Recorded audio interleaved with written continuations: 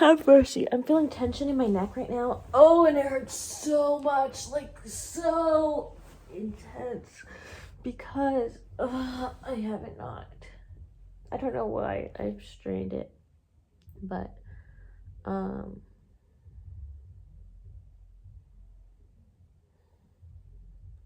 gonna take this time to rest.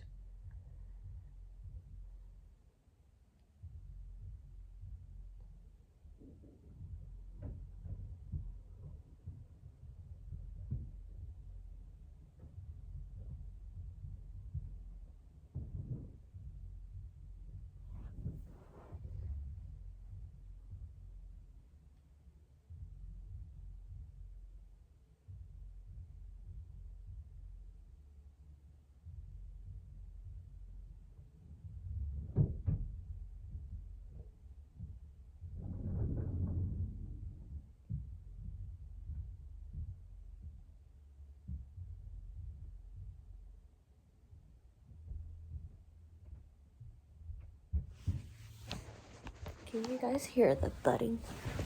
There's thuds that are happening because there's a gym nearby.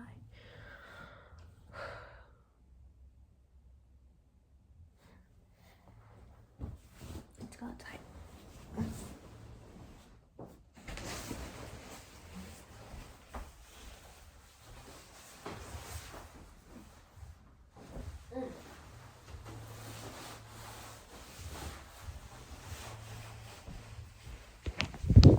Okay, so what I want to point out in my head feels like a very valid response to a society that doesn't quite provide much stability. And so right now we're kind of facing the consequences of like, okay, we don't have all the financial needs that I have right now, and I'm just gonna have to stick with it or something, because like money's tight. I don't have someone who's gonna like financially take care of me or like house me, and so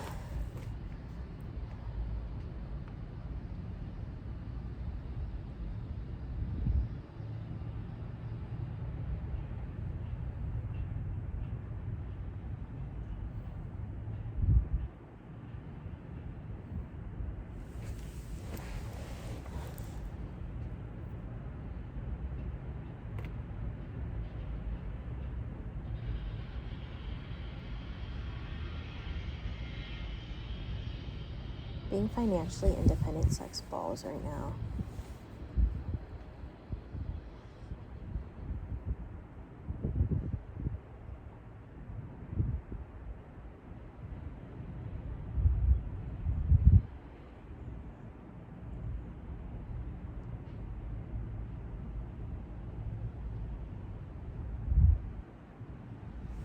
The sun feels really nice outside, actually. I might just lay a whole blanket down out here. Let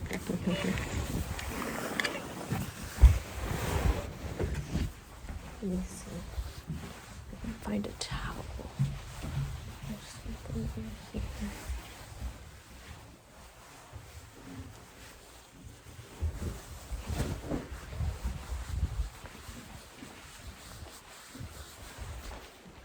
A towel would be sufficient. Wow, that's unfortunate. Someone passed away because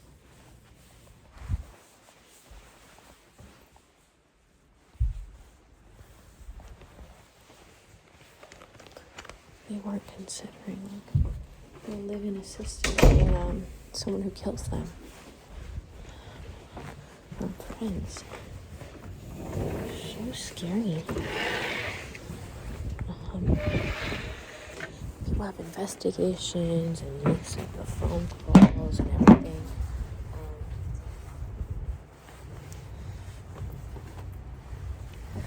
I don't know. Maybe I have just too much support systems going on in my life.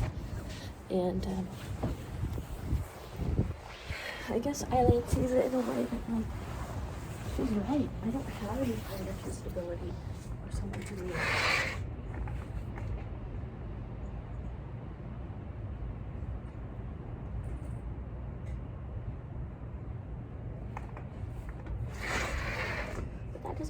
life is over for me either. It's like still ongoing, and I think with that in mind, we'll be okay.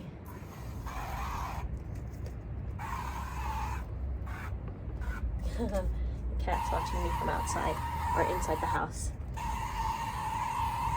Very cute.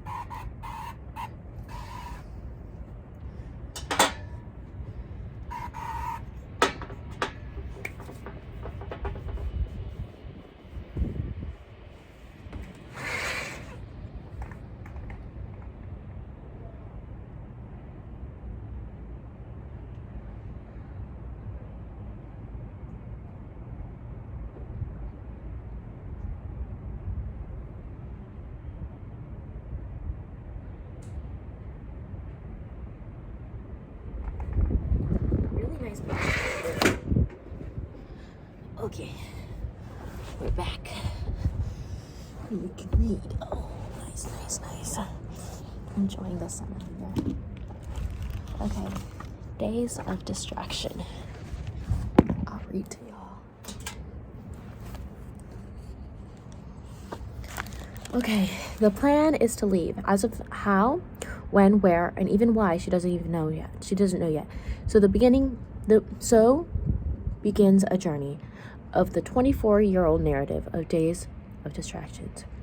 As a staff writer at a prestigious tech publication, she reports on the achievement of smug Silicon Valley billionaires and startup bros, while her own request for a raise gets bumped from manager to manager, while her longtime boyfriend Jay decides to move to a quiet upstate New York town for grad school. She sees it an excuse to cut and run. Moving meant to be a grand gesture of her commitment to Jay and a way to reshape her sense of self. But in the process, she finds herself facing misgivings about her role in an interracial relationship, captivating by stories of her ancestors and other Asian Americans in history. She must confront a question at the core of her identity. How do you exist in a society that does not notice or understand you? Equal parts tender and humorous, told in spare of powerful prose. Days of Distraction is an offbeat, coming of adult tale, a touching family story, and a razor-sharp appraisal of our times. Alexander Chang is from Northern California while living in Ithaca, New York, with her husband, dog, and cat.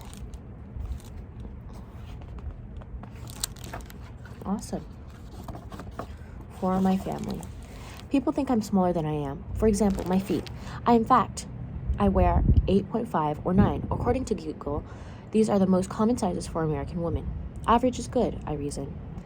It means that wherever I end up in this country, it will be easier to find someone whose shoes I can borrow. Everything in our house smells of mildew, even when the dehumidifier is running. In the morning, while Jay still sleeps, I take out a full tank of water, collect from the overnight air, and dump it out in her front yard, a place full of sand and desert plants. The fog hangs low over the street families and retirees. To the east, Toronto towers just through the clouds. If I walked west to the end of the block, then up the long zigzaggedy stairs to the top of Grandview Park, and if not for this early fog, I'd be able to see all of the sunset with its rows of pastel houses, and past that, the vast green of Golden Gate Park. We're in the northwest section. The all-female herd of bison roam their paddock. I've come to cherish this ritual. In front of our small yellow house, watching the water pool dark, then sink into the ground.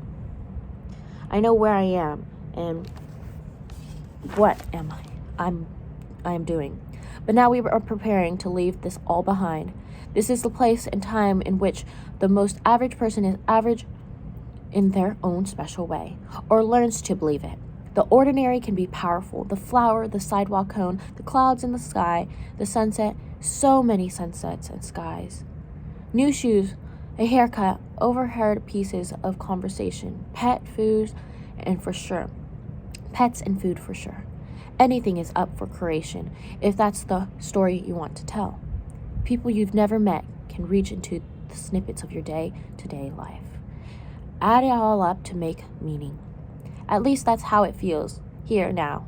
I know there are people who choose to opt out, though not many in this city, the center of pressure, where an office of somebodies came up with the notion of people being brands. Sharing and shouting isn't the issue so much as the corruption of living in real time. People experiencing everything at a remove through the eyes of a consumer, actual or potential. A future audience to judge. Some are adept at this anticipation. They gain massive followings. I do not fall into this category. I'm on the other side. Those long stretches of getting lost in a giant web, sticky web of other people's earlier moments. It's true, not everyone lives like this or that. Only almost everyone I know. I write about gadgets for people with money to spend. I consider this my first real job. It feels good to have one place to go 5 days a week, to see the same faces, to receive a steady paycheck. It's been a year, and among many other things, I learned that the journalists love to gossips. I'm not immune. I love it too. Maybe gossip isn't the right word. We merely enjoy talking about each other. What's that if not some form of affection? I don't understand or like the reporters who don't do it. They're the less driven ones, the one too oblivious or too precious for the job. The ones who want to be friendly with everyone, as if that doesn't also make them untrustworthy to most. It's part of our work description, trading information for information, leveraging vulnerability to gain trust, determining not only who knows what, but also how to coax these people into telling. Our office is its own microcosm of drama. It gives me almost everything I need to feel part of the world. My title is Consumer Technology Reporter. Everything we do in life matters, said the tech billionaires to the famous portrait photographer. The photographer chose an angle to make the man's head and hands look disproportionately giant. A leader, a genius. He was already a very large man. He stared off into the distance, making a pensive expression. The photographer asked him to elaborate. How we communicate and interact with society matters. The billionaires continued. How we travel onto this planet Earth matters. We have to realize that no matter how small or large our actions, everything we do matters. The moment you forget that, the moment you put that aside, your life becomes erratic, chaotic. Weeks later, the photographer gave a short talk about his experience working with the titans of tech, in which he draws attention to this particular man as the one who rose above the rest. Exceptional, the photographer said with a quiver in his voice. The most authentic and soulful person he had ever met. I tell Tim the plan. He is a senior writer, my desk mate, and I think, too, a friend who might help. How? I'm not sure, except that he is in a better position than me. He squints his eyes at the news. He wears clean frame glasses and slick back undercut, which makes him appear much younger than the father of 3 children that he is. You know, you could stay. Let him go alone. Establish yourself. Are you two getting married? Where are these grad programs anyway? You could end up in the middle of nowhere, and then what are you gonna do? You're young. You're up and coming. The editors like you. You're at the cusp of your career. What's going to happen if you follow this guy, especially in the middle of nowhere, to the middle of nowhere? Might be a different story if you're getting married. My wife, she followed me here. But we're already married. We're not too young. You're not too young. How old are you again? Jesus. You're young. I mean, I got married at 24, and my wife was 21 at the time. And that's how it is in the South, though. I don't want to get married, I say. You want to go in the middle of fucking nowhere for a dude you don't even want to marry? I mean, I don't like the institution of marriage in general. Oh, yeah, very San Francisco view. Look at Adam over there. He's with his girlfriend, 16 years, no plans for marriage. He just shows up one morning, knocking his desk. So we can hear the click of that ring on his finger. Like, hey, look at me. I got married. Happy me. That's going to be you soon enough. That's not the point, I say. What do I do job-wise? Okay, here versus the middle of nowhere. Pretty easy if you ask me. Where's the middle of nowhere? Why do you keep saying that? Fucking Michigan or Indiana? It's possible he could get into school here or New York City. You better hope so. Tim looks back at his computer, where columns refresh themselves in his custom social desk. The words tick down at a steady speed. He's one of those adept to cultivating a following. So, when would you move if you move, he says. Still staring at his screen, he clicks, smirks at something. Not until summer. He continues clicking, then begins typing faster and faster, moving his right hand back and forth between keyboard and trackpad. I go back to looking at my emails. Conversations between us often ends this way, abruptly without a ceremony, the courtesy between desk mates. Many minutes later, he turns to me and says, here's what I'm thinking. Don't tell the editors yet. Wait until you know for sure where or if you're even going. Office 2 interns. OH. Where'd you learn to make this? From a photo of one of my friends posted on Instagram. Is that your friend? A chief? Yeah. Do you have lots of chief friends on Instagram? Yeah, a bunch. Wait, are they really your friends or just people you found on there? Like, do you really know and care about them? Oh, sure. They're my good friends and I care a lot about them. They just don't know I exist. Jay works in a lab with scientists and mice. The lab breeds genetic deformities into the mice. Bad eyes, basically. He observes the rodents, how they handle their disabilities, which ones can lead a normal mouse life, which one becomes too ill. The goal is to make discoveries that will translate into curing eye diseases in humans. As someone with severe myopia, I should appreciate these small sacrifices for the greater good. He tells me there are protocols for how to humanly kill animals. This protocol varies based on size and age. One option is to put the mice into a chamber and overexpose them to carbon dioxide until they pass out and die.